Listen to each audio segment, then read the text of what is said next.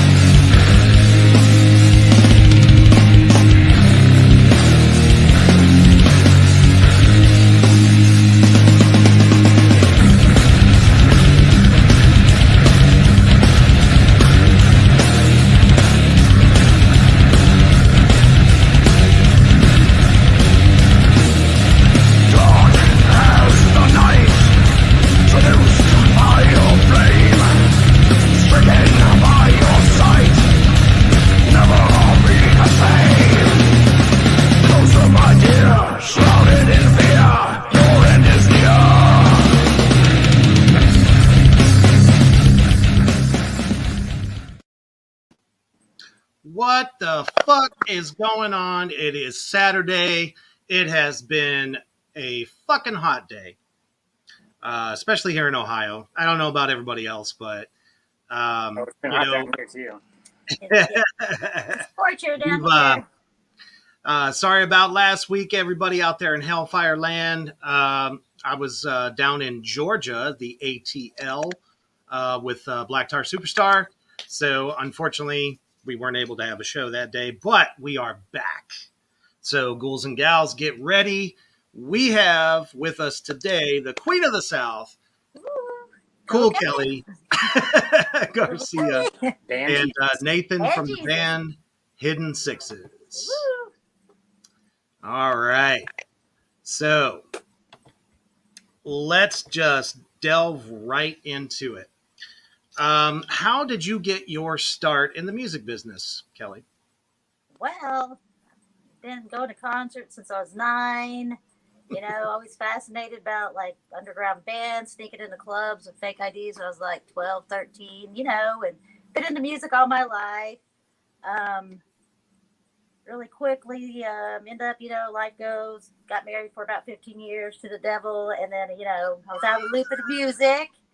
And my oldest son was just getting into music. Yes, I was just getting into music. And I was in a really bad marriage. And he learned every instrument, you know, and he finally, you know, he learned every instrument the whole time we were married until I was able to get out of the relationship. So that's how he mastered all the instruments. And then after that, started hosting house shows, letting him have band practice. And there you are. And then couple of years ago, he was going to go on a little break to record his full-length album, and I was like, what am I going to do? I always go to his shows, and I was like, you know what? I'm going to go to shows still, check out all the bands around, and that's how Cool Kelly's came apart. Check it out, awesome. The bands and spreading them around.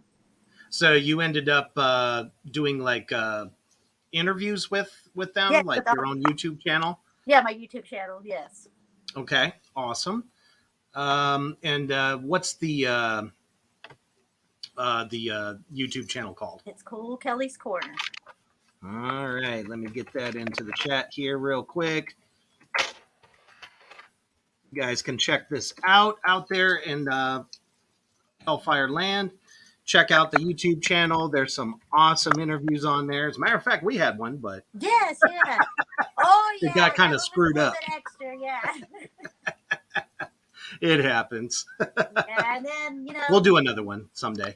I started, you know, Hidden Sixes. I met the former drummer at a show, and then I, you know, told him I was going to do an interview with them. Met them in January.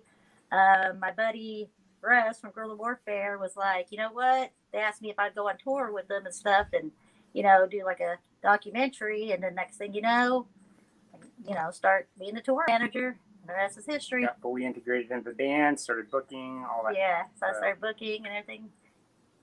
Nice. How does that feel doing that for the first time? Oh, it's a little bit overwhelming, I'm not gonna lie, but they knew I was not a professional. They know I'm not, but me and Nathan kind of buddied up together, and he's helping me show the ropes because he's played, he sold 60,000 albums, played 2 Warped Tours, been all over the world, so he knows, so he kind of guided me along the way and helped me, and we worked together like great. So Yeah, that's invaluable, especially working very closely with the band. Kind of like as far as like Black Tar is concerned, we're just one big fucking family. So if you can have, or lucky to have, that kind of atmosphere with the artists that you're working with, it makes everything so much easier.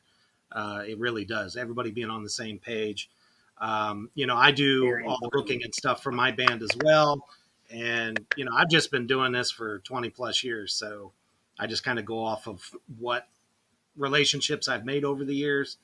That's just pretty much how it works. I think you're doing a hell of a job, especially getting the band name out there, getting it spread, and branching out. So most definitely. That's real cool. So what is coming up for Hidden Sixes at this point? Well, there's a number of shows booked that we'll be going. Let's see what's going on. I'm actually the next thing. 27th their show, Ohio. Right, we're playing with you guys in Ohio on the 27th, right? Yeah, Absolutely. And let's see. There's the 31st of the basement. 31st of the basement in Nashville. Yeah, that's the New Faces night. That should be really good. Last time I went to New Faces, it was packed. It's like it's a big deal. So September 17th, Cobra.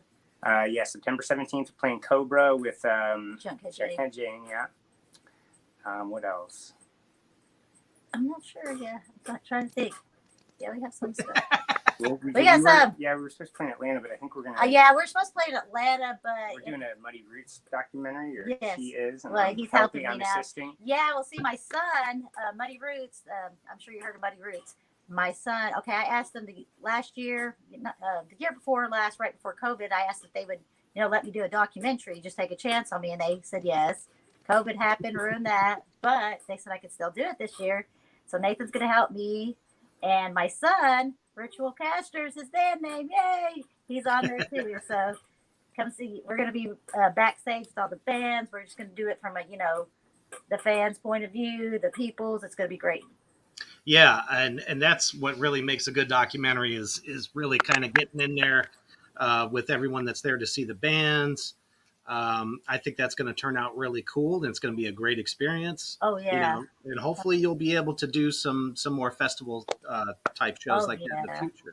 And like Nathan directed this video for Grave Next Door, and we worked with them on that. So we're getting into a lot of stuff. We're dipping into a lot of stuff.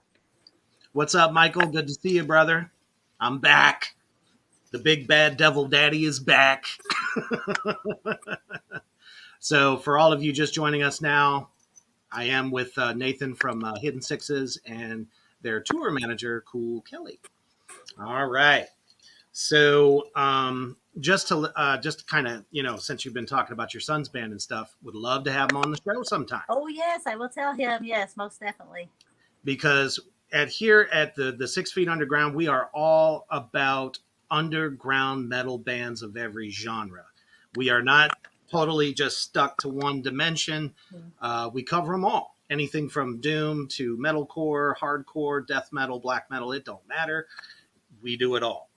So for any of you bands out there or anyone that's in a band that is watching, if you're out there in the trenches with the rest of us trying to get, your name out, check me out on Instagram at 6 Feet Underground with Reaper.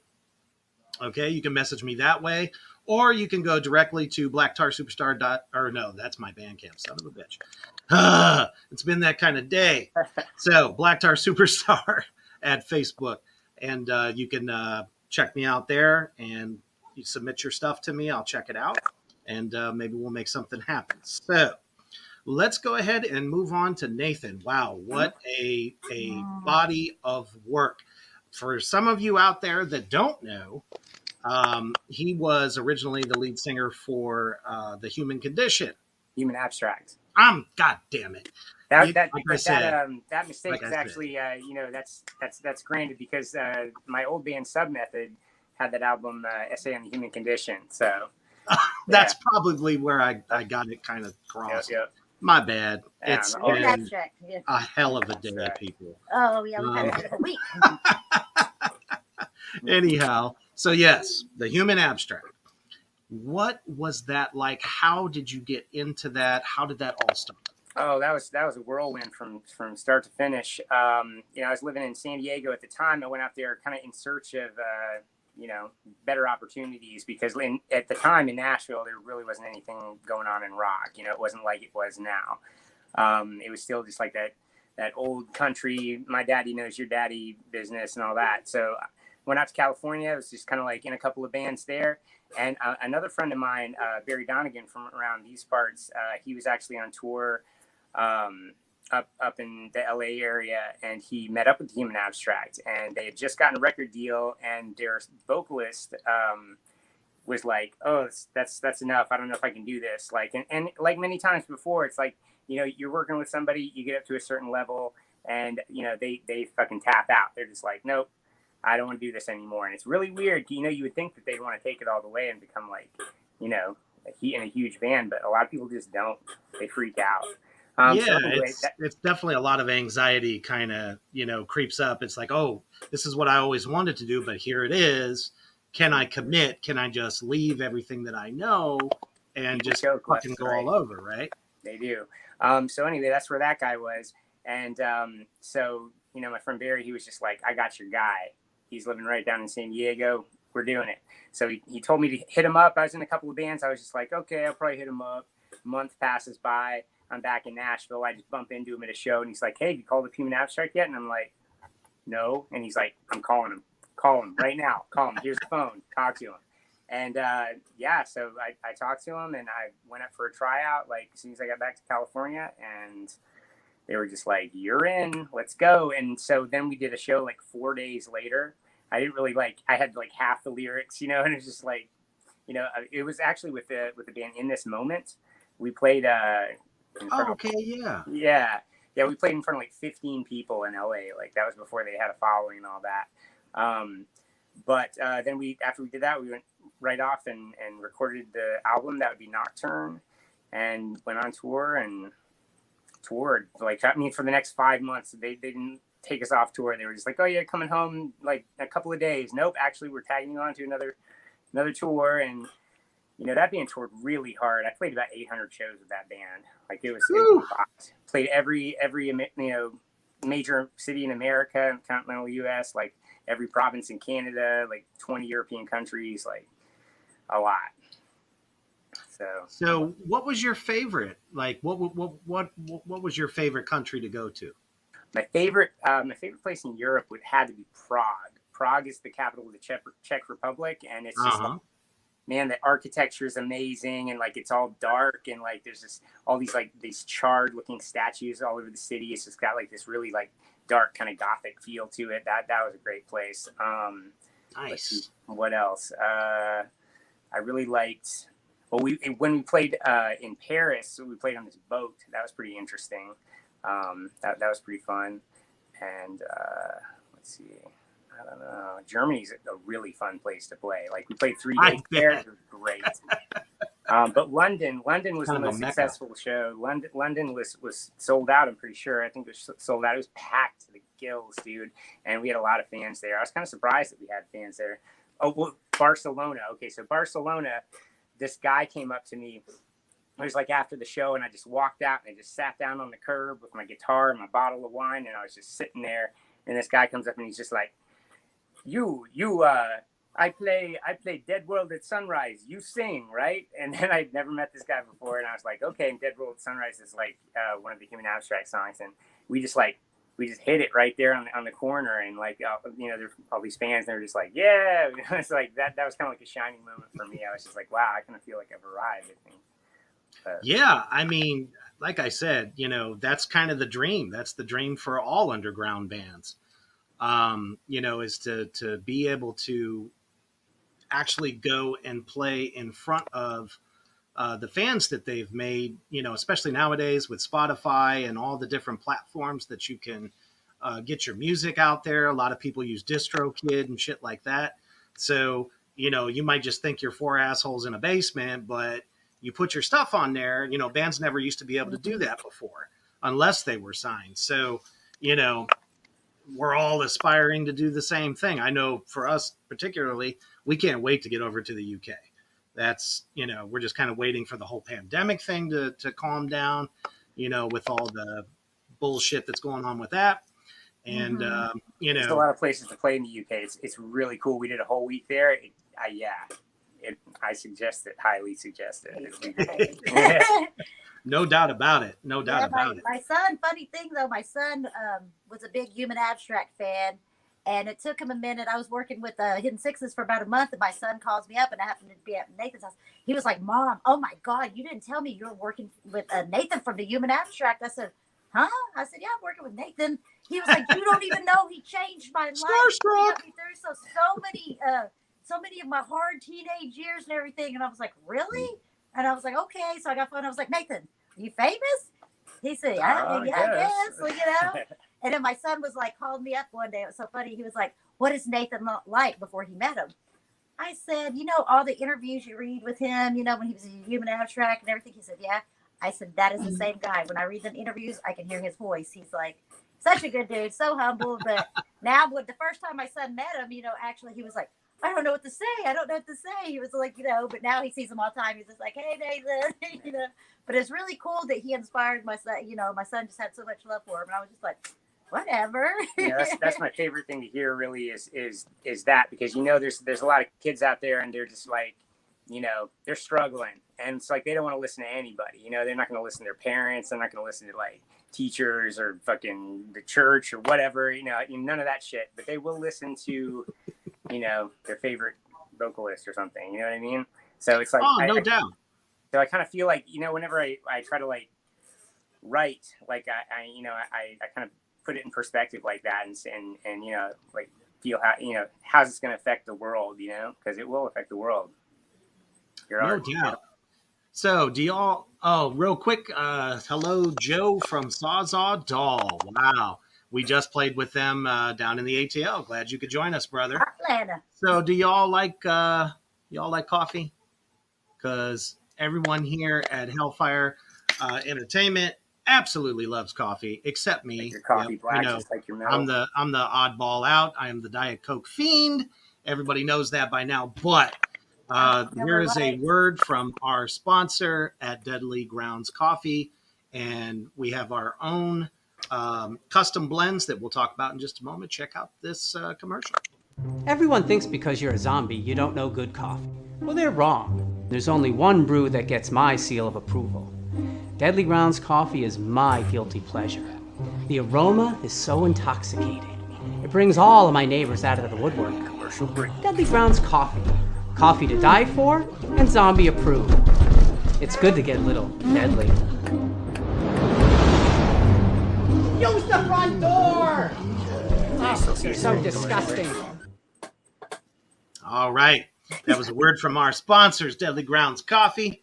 As a matter of fact, we do have 2 Hellfire blends. One is the Hellfire blend, which is the Devil's Chocolates.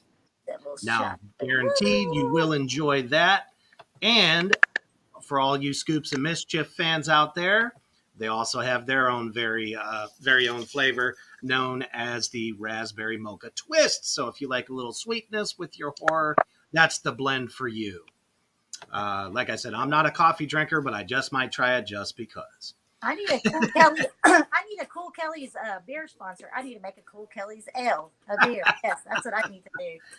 Hey, I would love to be endorsed by Maker's Mark myself. I'm a bourbon man, so that's the way it is. Yes. There are companies out there. Maybe someday. Who the fuck knows? Cool Kelly's ale. That would be cool. I would definitely be a Yes, customer. definitely down. It'd be the coolest beer around. Absolutely. So we are with Hidden Sixes and their tour manager, Kelly Garcia. And So the next thing that we're going to talk about, what was it like leaving that band? You know, having all the experiences that you had, and kind of like moving on to do your own thing. Was Hidden Sixes more like something you were just kind of dying to do on your own, or how did that come about? Well, the parting ways with Human Abstract was pretty rough. You know, that band got a lot of press, and there was a lot of pressure on everyone. And you know, it really came down to, like, you know, when people once you get like up to a certain level, like people start really hating. You know, it's like even on a local scene level, like you got haters. But We once know you get up, all about that. yeah, totally right. Let me tell you. I mean, that's how you know you're doing something right, is when you got people talking shit. Oh, absolutely. You turn that shit into gold. Yeah.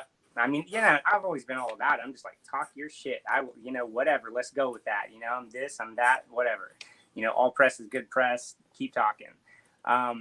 But as far as they were concerned, you know, I don't know. It was their drummer, actually, that was just like, you know, I keep hearing all this stuff, and like, you got to be like this and you got to be like that. You know, one of his favorite things to say was just like, give the people what they want and take their money or some shit. And he's like, this, yeah. And I was just like, I hate that. Like, no, absolutely not. Like, I'm going to do what I do. I'm going to make my art. And that's what they want you to do. The people want you to be you and make your art and be genuine.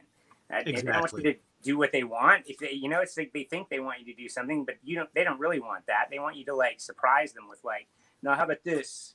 You know, oh, I didn't see that coming. You know, it's like, that's what good art's all about. It's like, you know, some not necessarily shock value, but just like surprise. You know what I mean? Mm-hmm. It's like, you know, so I don't know. We butted heads a lot about that for a really long time, and then it finally got the best of them, I guess. And so then they got another vocalist, and you know, he was in the band for like, I mean, he didn't even stay for an entire record cycle. They did like a tour and a half, and dude like dipped out, and then they failed. So. That was about it. A lot of people just don't really realize what goes on behind the scenes. You know, musicians, whether it's mainstream or it's the underground, we're people too. You know what I mean? A lot of pressure, even like the underground bands, like, you know. Yeah, there is. Guys, they're totally a lot younger than I was too. You know, and they just kind of like got their record deal without, you know, after I don't know, less than 50 shows. You know. And, you know, I'd been in the game for about 10 years at that point. So it's like we just kind of like were in different places, you know, the whole way. Mm-hmm. Like I kind of felt like I was trying to hold it together the whole time. Like it was a long 2 record cycle. So just trying to like, you know, not have it fall apart, you know? Yeah, absolutely. You know, and there's always all these different, like I said, behind the scenes people that are telling you what to do, or, you know, not even really caring about the art so much. I mean, yeah, you have a sound that's catchy and people like it, but people don't really realize that. And that's a lot of the reasons why, you know, we kind of move on and do other things. Like myself, I fucking love the underground. The underground, where it is at, it is the most genuine form of art in metal, in my opinion. And I'm talking all genres, not just doom and sludge and stoner rock and all that shit. It's everybody. And the labels that are behind, you know, a lot of today's underground bands are actually with that. You know what I'm saying? Yeah. Like, they want you to be genuine. Nobody wants to fucking give you your money because you have a gimmick. Right. I mean, you know, the Marilyn Manson days are kind of over, and, you know, all that type of shit. And, you know, they're at a level where they're always going to be. But nowadays, people listening, especially young listeners, fuck, they want something real. They want something they can connect to. Yeah. So I would like to say Sure. that Hopeless Records, that was the label that we were on, never gave us any kind of like pressured direction like that. They were a really cool label, so I back them. So like any of the pressure that I was talking about did not come from that label. They're like one of the oldest and most genuine, best like indie labels around. So no, that's awesome. You know, I got to also give a pretty big shout out to Artillery Music Group, Kingside Records, with Gabe. You know, they're good people, and they pretty much kill themselves to try to get you out there. So, but yeah, indie labels definitely. Major labels, I have like zero interest. Yeah, I mean, there's only like, two now or something, I think, right? Two or three. Like, I think it's only two now. No, I don't know. They keep on like merging and falling Yeah. apart, and like, yeah. Well, that's kind of one of the bad things about, indie labels is that sometimes they can't keep it going, and they need help. And then next thing you know, one becomes another and they join together. But at least, like Ripple Music and other, especially them, I mean, they got some dynamite acts on there. Yeah, they sure do. They sure do. Those are the ones to Alan look at. Diet. Woo! That's awesome. Yeah. So, what is your songwriting process? That's the one question I ask every guest I have on here. Like, Well, do you wait for the riff? Do you wait for the entire musical composition? Or do you just kind of go off of, what you're feeling, what you're thinking? well, I know some people will take lyrics that they've already written and match them up to songs. I've never really done that. I fucking love that. That's great. Yeah, I wait to hear the music, and then when I hear the music, I just kind of like, I don't think about it at all. Really, like, the less I think about it, the better off I feel like I am. Like, I took like a music theory class in college, and I hated it, and I didn't pay attention, and I don't want to know it, and I'm not going to learn it. So don't anybody try and come and teach me, because I'm not going to listen. Because like, really, like, I really believe in like the magic aspect. At least it's like the way that I feel about it. It's like my emotion comes through a lot more if I just feel like it's like this magical moment. So it's like when I hear the music, I just like let my mind go. I don't think about it, and I just like let it happen. And that's I do it every time. Now, it definitely seems like there's multiple themes that kind of run through, a lot of your lyrics. Are they mostly just built from personal experiences, or is it a combination of things that maybe be happening in the world, stuff like that? Well, I think that the best type of song is one that is multi-level. It's kind of like The Simpsons. It's like the parents can watch The Simpsons and get the jokes, and the kids can watch The Simpsons and get the jokes. So it's like, you want to be able to appeal to everyone. So it's like, and it's really easy to do because really everyone's feeling the same feelings. We have different experiences in life, but we're attaching our feelings to those experiences. So it's like, if you can figure out how to express the way you're feeling during this time in your life that all this stuff is happening, as opposed to just like the events, I think it's really going to speak to people more, because we all feel the same things. We're all human beings. We all have the same feelings, but we have different experiences. So it's like, I might be talking about certain experiences, but, I'm feeling the same feelings as the listener, So it's like, I try to like get it down to that level to where like, it really comes through and like has a message. So it's like what I've learned from this, it's kind of like this is related to this is related to this. It's like, I can learn a lesson from an experience, and I can and talk about that in a song. And then it might touch somebody in a completely different way that's having a completely different experience, but, it still speaks to them, Does that make sense? Yeah, definitely. So it's like, so the second Human Abstract album was like this concept album. I really wasn't into the idea, but it was kind of interesting to me because like, they had like this storyline, and so I would like come up with a song for each part of the storyline, but it's like they were all about my own experiences too. So it's like, I just kind of like used the allegory to like, talk about personal experiences, because I didn't want to get up there on the mic and like sing about something that wasn't real to me, I mean, that's what I'm here for. Absolutely. It's like talk about my experiences. So. Oh man, I mean, when we talk about concept albums, I think of like Cradle of Filth with Cruelty and the Beast, King Diamond Them, who's one of my biggest heroes of all time. Oh, King Diamond. I mean, there are so many great albums like that, and you really do kind of get a chance to not only tell the story, but you can tell it from your perspective. Yeah. Or you can, tell the story from the other person's perspective. So it's just, they're difficult though sometimes. Yeah, it was a new experience for me, but I enjoyed it actually. Like I like a certain set of confines sometimes, because I kind of feel like you make your best art, or it's like it's more difficult and challenging to like make art within a certain set of confines. And so I don't know, Absolutely. fun for me. So we've been talking with Nathan from Hidden Sixes and Cool Kelly. Anybody got tattoos over there? Tattoos? Oh, I got. Oh, Yeah. dude, yeah. Here, let me show you my tattoo. He's only got one. Shameless plug. Woo! Yeah, take the shirt off. Oh, wow. That's fantastic. Yeah, Well, here at Hellfire Entertainment Media, we also love tattoos. I am fucking covered myself. Hey, look, I even got the Howlin' Giant tattoo. Howlin' Giant. We're going to take a quick break for our sponsors at Villain Arts Tattoo.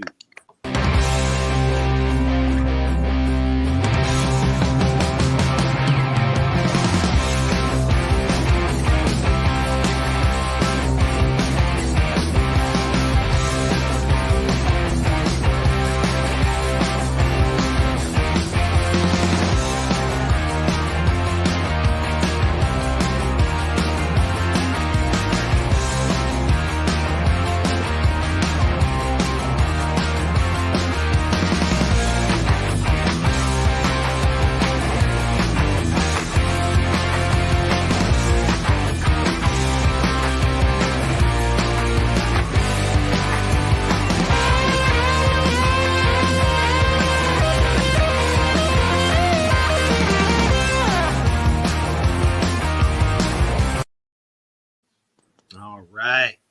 So, yes, that's Villain Arts Tattoos and Conventions. They are currently on tour. They're going to be in New Jersey this month, I believe, in which I believe Scoops and Mischief will be there as hosts. So if you're in that area, definitely go check them out. They have first-rate artists. There's some other spots they're going to as well all the way through the fall. So check them out, follow them online, and if they're coming to a city near you, get there and check it out for sure. Because that's one thing that Black Tar would love to do at some point is play one of those conventions. That would be badass. Just because that's kind of like our element. So awesome stuff. So currently, you don't really have any physical CDs out at the moment or EPs? No. So far, just been releasing singles.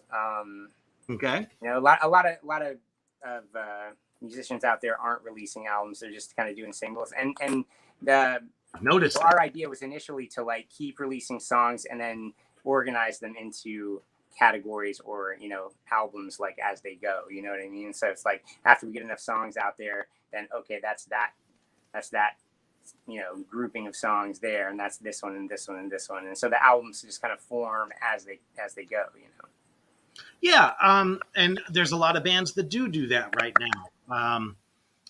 For us, I don't know, we're just kind of like old school. We started out with an EP, just to get the sound out there, see what people thought, and once you see the reaction and what people, what they liked, that's when you can start to put an actual album together. But I mean, that way is also good.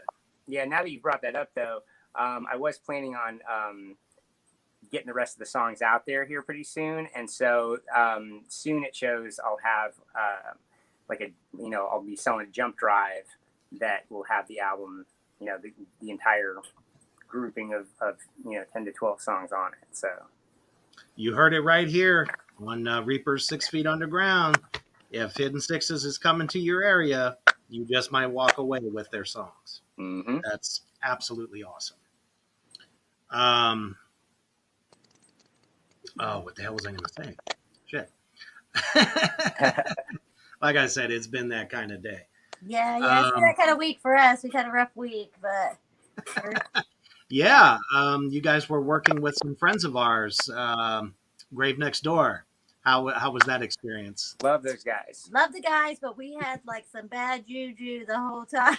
Man, it was something else, man. I was first it started out, okay, you're gonna direct this video. Next thing you know, I'm out there we're on the side of the road. I'm working on their van, trying to fix it and whatnot. I had to fucking really you guys had to go piece to some the stuff together. hospital. Yeah, right. Dude, I had to go to the hospital. Oh, it was something else, man. But we got that done.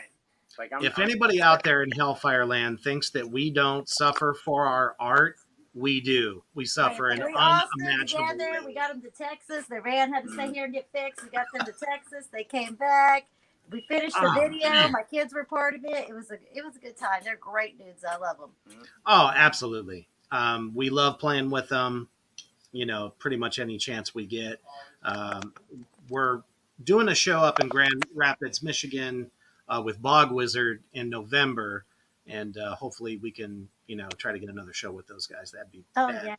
Yeah. They're definitely But, great. They're down to tour. They're always wanting to tour all the time. And that's how I met them. I met them last year during the quarantine. They were on tour, and then everything got canceled. They were in Nashville, and they hit me up. They're like, "What can we do? Can we play a house show?" And I was like, "You can at my house, but I have a bunch of teenagers here." And they're like, "We don't care." So they came over here. I made them tacos. They did a house show, and the guitar player Tony threw his back out on the trampoline, jumping with the kids, and it was a great time. But it was, we stuck out and been friends since then. So, well, that's awesome. And that's another thing about the underground that is so fucking attractive. Everybody really just kind of comes together. There's no egos. No one's trying to outdo anybody, and that's what I love about it. You gotta help each other. It's the only way to be. Got to. It doesn't matter what genre you're in. As a matter of fact, how would you describe your sound? It's very high energy, powerful vocals, excellent clean vocals. Yeah, and the how the guitar parts come together. Whew, man, killer guitar. I set out to make something that was heavy, like hard edge, that like really like had a kick to it, but at the same time, was song based and had melodies and like something that if you played it in acoustic format, it would still be a great song. But when you go and see it live, it's just like banging. It's just like poof, punch you right in the face. So definitely. I just kind of wanted to have the best of both worlds there, and just. So you don't feel like you fit into one specific genre? I think that's the goal. That is the ultimate goal, is to not have. Should always be the goal. Oh, so like in Human Abstract, everybody was always just like, so what's it feel like being in such a blatantly metalcore math rock band? And I was just like, what do I fucking say to that? Fuck you. Believe me, I absolutely hate how everyone has to put you into a box. Mm-hmm. And that's just about any band, unless you specifically, all you bands out there watching right now, if you're trying to go for one specific sound to fit into a box, I mean, that's totally your fucking prerogative. But honestly, that's one of the tags that I always use in my posts, online, is metal for all, because we appeal to more than one type of listener. And that's definitely something that you get with Hidden Sixes. There's a little bit for everybody. There's so many different elements. Let's talk about some of your influences. Let's see. Well, vocally, my influences, I was always really into Mike Patton, Faith No More. Fuck yeah. That guy's, yeah. I mean, he's insane. Yeah, he's something else. Like that guy's, one of my greatest influences. But I guess another one would be like Maynard James Keenan. He's great vocalist. Yeah, I love that guy. Who the fuck does not love some Tool? How could you not? Yeah. And if you don't, something is fucking wrong with you. Right? Seriously. Other than that, like I was always into this band, The Refused. You remember the band The Refused?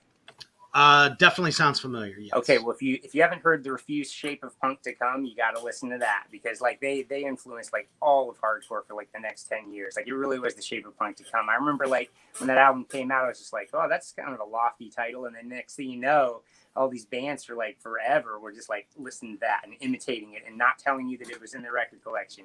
Like it's one of the biggest secrets of the post-hardcore movement was that band, The Refused. But man, I got a lot of different influences, like I listen to stuff from all different types of genres, not just, heavy stuff.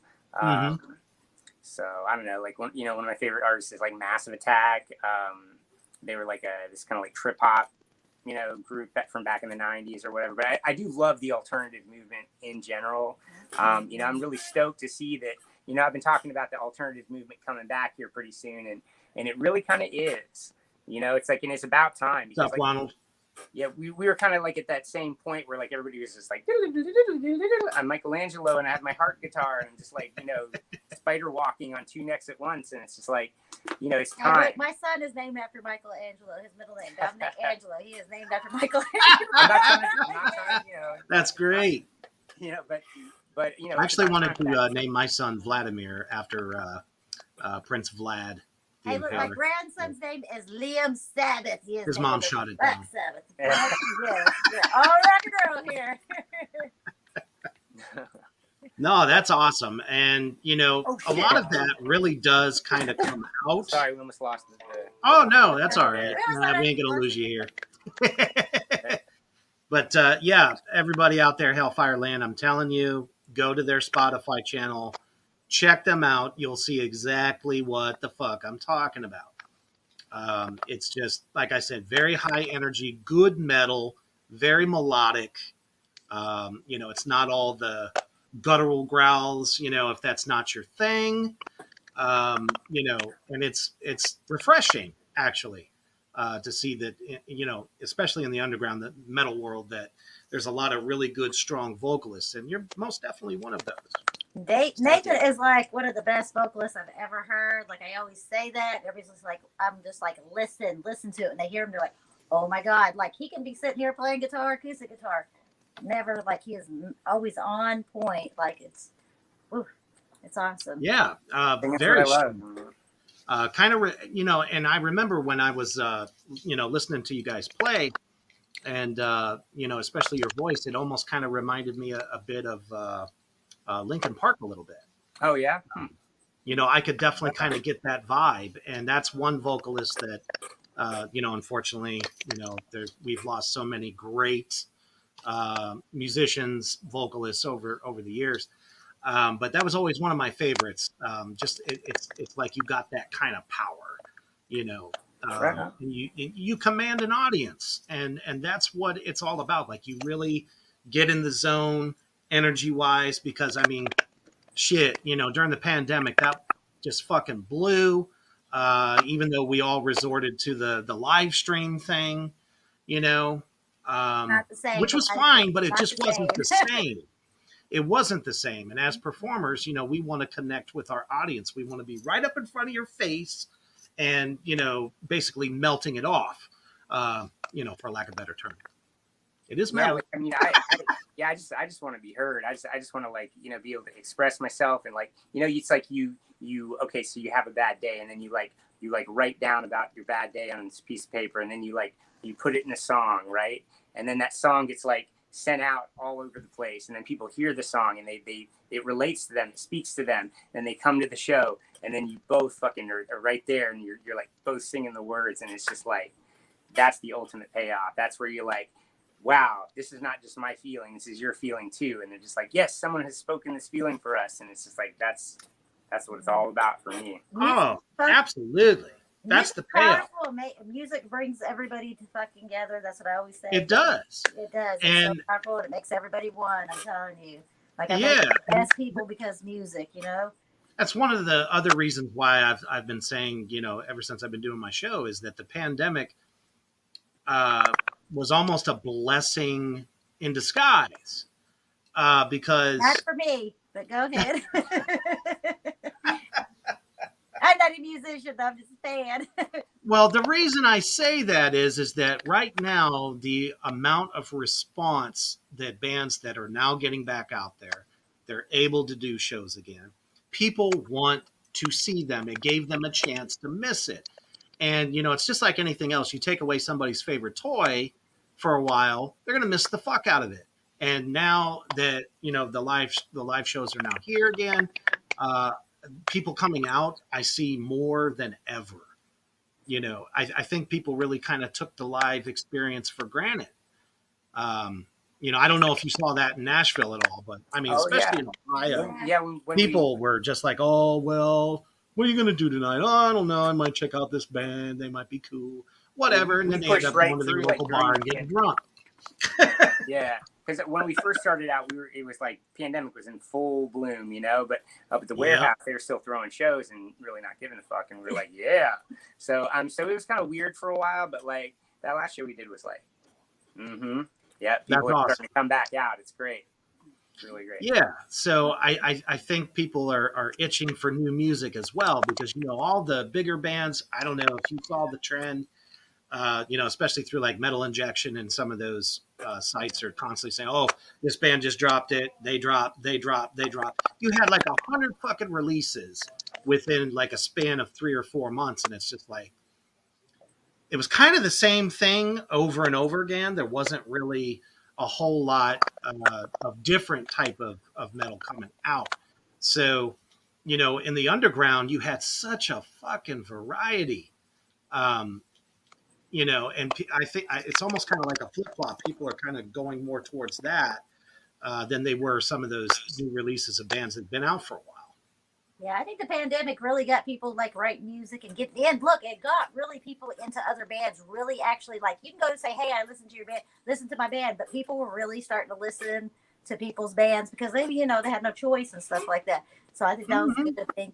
But for me, it was bad because I was always going to shows. Music's my life, you know what I mean? And when I was like set in reality, I can't go nowhere. I can't go to these shows. I can't see these bands. I got really bad depression. I was like, oh my God, music's like really, that's all I got, But for bands to like write new songs and for people to really actually listen to bands' music, it was great because people discovered, that's all we had time for, Oh, for sure. And, people could really connect with, bands like us because we are the ones that are willing to interact with you online. You wouldn't see fucking, Megadeth or somebody like that just constantly like going live, wanting to talk to the fans and stuff like that. So all of us, underground bands, that's exactly what the fuck we did. We got on fucking live every single chance we got, to try to talk to people, even just bullshit or whatever, not just to advertise what we got coming out, but, just to try to get to know folks. Yeah, and Nathan, like, I have to say something about him too. When he was in the Human Abstract, he was known for, like going out in the crowd, hanging out with the fans. He's always about the fans, you know what I mean? Always you gotta be fans, and he's absolutely. I mean, it's like I said, once you've got people coming out and because they relate to you and your music speaks to them, it's like there are all kinds of people that came up to me and it was almost like they knew me already. I was just like, how do you know this stuff? Like sometimes yes, people come up and be like, when you said this stuff in this song, you were talking about this, weren't you? And I was like, I didn't even want anyone to know that, but okay, I guess that's cool. And it's just really it's awesome, like feeling like there's like this universal kind of thing that ties everyone together, like it's pretty cool. Like makes you feel like you're less alone in the world, so it always kind of felt that way. Like, it's like an island unto myself, but like, we're all out there feeling the same shit. So most definitely. Now, do you have like a favorite song? Like what would be your favorite one to perform night after night from Hidden Sixes? Okay. Well, out of those songs, I would say Old Dominion's probably like my favorite. I like that one a lot. And Born This Way is also great. Those are kind of my two favorites. All right, you heard it here, right on Reaper 6 Feet Underground. Check those two tunes out. I guarantee you're going to love them. Spotify, go there.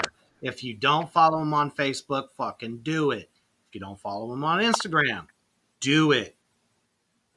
I'm not kidding. These guys are amazing.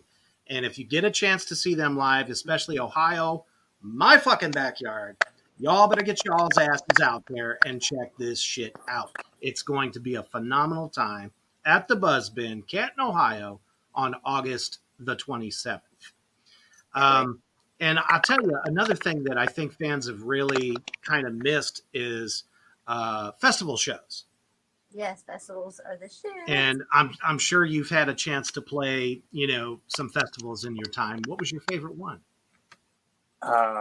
Let's see. Well, if you count Warped Tour as a festival, like that, Warped Yeah, it is. Warped was like an amazing tour. We did it like two years in a row, and it was just like constant craziness. Like, I mean, I found myself in Chicago, and Katy Perry had just gotten done, like, playing right next to us there, and bring me the horizon. But yeah, seriously, right? She was on Warped Tour. I remember everybody was just like, "Who is that bitch with the fucking like, with the rap on her bus?" Like, she was there, and Bring Me the Horizon. Bring Me the Horizon is coming up like right after us, and I'm like running them down to get my acoustic guitar back from their guitar player, and like, there's always just like some crazy shit going on at the barbecue afterwards. They have a barbecue every day after Warped Tour for the bands, and I mean that. Plus the catering during the day is so awesome, man. It's like this like vegan, just amazing food. It's so good. But like, yeah, all about the food, people. Awesome. He has so many stories. I always make him tell me all the stories. Tell me some more stories. Tell me some more stories. He has like so many. I'm like, yes. Starstruck as fuck. Yes, that is exactly how it goes. I didn't even know he was a star, but now I'm just like, well, tell me your tour stories. I just want to know. I want to go on tour. I want to get them, Oh yeah, I mean, shit, who wouldn't? That's we're going fucking on tour. advice We're going on tour. and Yeah, priceless wisdom. You know what I mean? Yeah. Travel will expand you more than anything else. Like that, it's like you see what everything's really like, and like a lot of things like are just like you think they're gonna be, but like a lot of things aren't. You're like, oh wow, I never thought that. Yeah, it makes sense. Whoa. Uh-oh. No doubt. Well, here at Hellfire Entertainment, Hellfire TV, we have a festival that is happening next August known as Slaughterfest. It is a horror con and multiple music performances. Hopefully, at some point, we might be able to see you all on that. Go ahead and check this out from our sponsor.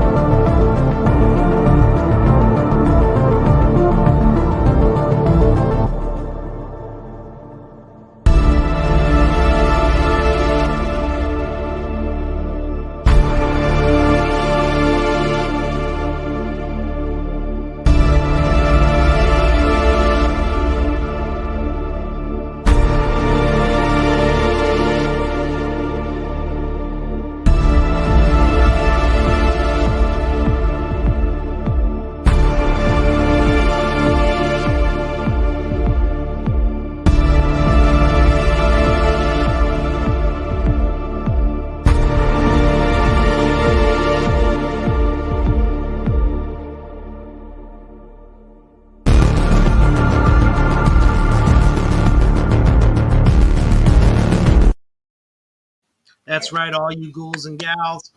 Midwest Slaughterfest next August 2022. Get your tickets now. I do believe that the early bird has ended or is about to, and the VIP is almost sold out. Get your tickets now. And that was just a few of the musical acts that are going to be on there. So there's going to be more being announced here very, very soon. Get those tickets now, hellfiremedia.com. All right. So, got to ask you, since we're all about the horror here, top 5 favorite horror films that you enjoy. All right, that's pretty fitting because I actually just put up a few old Hidden Sixes songs that I made. I made the videos like after a few different like old cool horror movies. One of them is Eye of the Devil. That was starring Sharon Tate. She was murdered by the Manson family. Yeah. Then Planet of the Vampires. It's just a really cool looking like old horror movie. Like it's an Italian like film. Yeah, it's really cool. I'm all about the classic era, the 60s, 70s, late 50s. Another cool one from that era is School of the Holy Beast, and it's a Japanese horror movie, and it's like in a nunnery. It's so awesome. Not to be confused with The Nun. Yeah, but I love like Texas Chainsaw Massacre, the original. The original. Yeah. I didn't even watch the new one, but the original is just like great. The new one's good. It just doesn't have the same effect. The original's it the just best. doesn't. The fact that the original was like lo-fi and just like it just makes it way scarier and weirder and less music. Yeah. So let's see what else. The Shining's really good. I always like that one. The Shining's good. Yeah. Classic. Yes. Love me some Jack Nicholson. That's for sure. There's a film called Insidious. Have you seen Insidious? Indeed. Yes, that's a good one. That's a really good one. I like especially that the first one. I mean, one. Yeah, I haven't seen any the sequels were okay, but man, that first one just punched you in the gut and made you want more. Yeah. Night of the Living Dead. Those are good ones too. Night of the Living Dead. Absolutely. Romero Halloween, is the zombie Halloween, world. The original Halloween. And not part 3, the one with the fucking mask and all that. Not that one, But the original. Look, Michael Myers was so scary with the whole, when he had that sheet over him and he had the glasses on. Yeah. Oh my God. Michael Myers. Can I get your ghost all these other motherfuckers don't. He put his mask on, everything. I'm like, let's see what else is old that's good. Grave Next Door mentioned this one, and I was just like, I can't believe you just mentioned that movie. But it's called Carnival of Souls. Have you seen that one? How do you not know that one? Holy shit! I don't know. Classic. It's like, yeah, for sure. I was just like, yes, hell yeah. No, I'm a big fan of that movie. So I was just like, what the fuck? That's crazy. But I guess everybody knows about it. I don't know. But let's see what else is good. Let's see. There's this movie called Jennifer. Have you ever seen that movie? It's about this chick. She's got this hideous face, but she's beautiful. Okay. Body, right? And the dude sees her like getting dragged through the forest or something, and then he rescues her and takes her home. But then she like eats his whole family, and like she's like a monster. Yeah, it's pretty crazy one. I've heard of it. I just don't think I've seen it yet. But it's gnarly. It's really gnarly. I'll put that one on my list for sure. Oh. Okay. So Cannibal Holocaust. You seen that one? Yes. That one is the grossest, most fucked up movie I've ever seen. The Human Centipede. What makes it good? The worst fucking movie. The Human Centipede. I don't know. Cannibal Holocaust is pretty bad. Yeah. Human Centipede. That's a whole nother animal in and of itself. Yes. But just to reiterate, any of you that are, watching right now, if you're interested in getting an interview with me on the 6 Feet Underground, please check me out on Instagram, 6 Feet Under with Reaper, as well as Black Tar Superstar Facebook page. Give me a message, shoot me your stuff. If I know you already, chances are you're probably going to make it. Okay. You guys have been awesome today. We've been interviewing Nathan from Hidden Sixes and the tour manager, Cool Kelly. And it has been a blast. So what is your final thoughts for everybody out in Hellfire Land? My final thoughts. I guess be cool and make art and don't talk any shit because, it just means you're a hater. You know, get to work. Quit talking shit. That's all I've got to say. Never give up, never surrender. Yes. I just want to live free and rock and roll. That's all I Hell want to yeah, do. absolutely. Yeah. And if you want to get, some awesome apparel, please check out Hidden Six's merchandise on Teespring. Take a picture of it right now if you want to, so that you know exactly where to go. All right. Also have So some too. please be safe out there, be good to each other, and as always, stay heavy. Hell yeah.